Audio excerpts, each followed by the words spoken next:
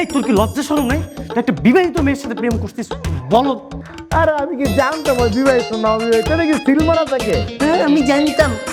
মানে মরার লেগে গেছো তুমি ওই পুলিশের বোর গেছে, মানে পরকিয়া করতে শরম তো তোর। বলো।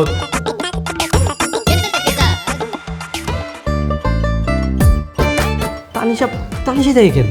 স্যার আপনার আমার সাথে কথা হয়েছিল, আমি তানিশা। ও আপনি? মামা আমি সব শেষ, বাচ্চা।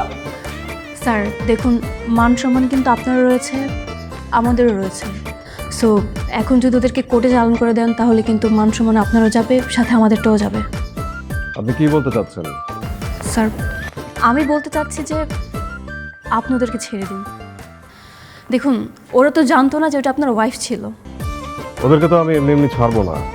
স্যার ওরা তো বড় ধরনের কোনো অন্যায় করেনি যে আপনি মামলা দিয়ে দিবেন, আর মামলা দিলে তো আপনার ওয়াইফকেও কোর্টে যেতে হবে। সো এলাকার মানুষ জানাজানি হবে। স্যার মান সম্মান তো আপনার রয়েছে, তাই না? আমি ওই দিকটা চিন্তা করেই বলছি যে আপনাদেরকে ছেড়ে দিন প্লিজ স্যার।